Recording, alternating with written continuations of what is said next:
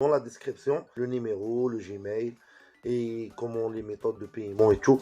Donc tout ce qui concerne l'application, c'est lui. Et tout ce qui concerne qu'est-ce qu'il y a dans l'application, l'algorithme et comment ça marche, c'est moi qui l'explique. Mesdames et messieurs, je ne vous mentis pas si je vous dis que 90% de ceux qui me regardent maintenant pensent qu'il y a des magouilles dans la roulette.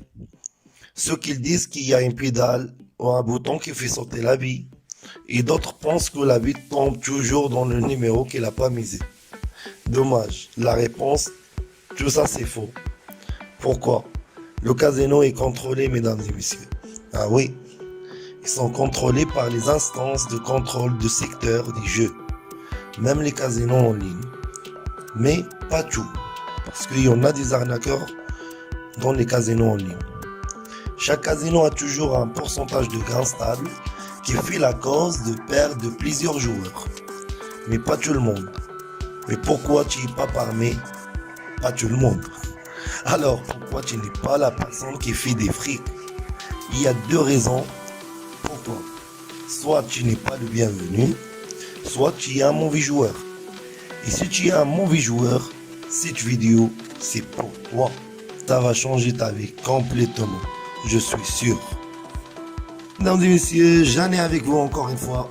Bon, on suppose quand on est rentré au casino, on a trouvé les deux derniers chiffres, c'est le 16 et le 23, sur la roulette, sur la table. On suppose maintenant qu'on a le 16 et le 23. Donc, on peut trouver n'importe quel chiffre, mais moi, j'ai pris pour vous le 16 et le 23, juste comme un exemple, pour anticiper les chiffres qui vont venir tout de suite. Donc alors, mesdames et messieurs, comment on va savoir? On va travailler avec l'algorithme. C'est quoi l'algorithme? Regardez-le. 3 plus 2 est égal 5. Moi, je vais mettre 5 à mon avis. Mais je vais vous donner toutes les probabilités. Je vais mettre 32. C'est l'inverse. Ça, c'est l'algorithme l'inverse. 32. Après, je vais mettre 13 et le 26 parce que on va croiser les chiffres. Après, je vais mettre 3 moins 2 est égal 1. Et on anticipe les numéros et les chiffres qui vont venir par la suite. Donc on va travailler avec le 23 et le 5. On suppose 23 et 5. Le 5 c'est quoi? C'est le 27. 7 moins 2 est égal 5. La même chose, on va faire 5 plus 2 est égal 7.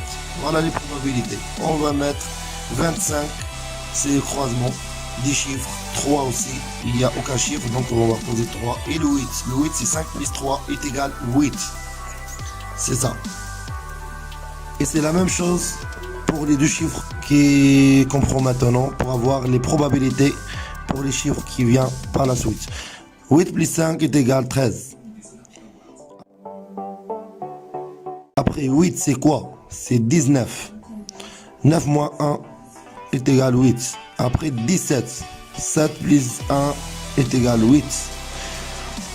8 c'est quoi 8? C'est 24. Alors 4 fois 2 est égal 8. Je peux mettre même 35. 3 plus 5, mais pour moi je préfère juste les 4. Donc 8 et 24. Et comme je l'ai précisé précédemment, c'est qu'il faut prendre en considération les conseils que j'ai déjà cités au départ.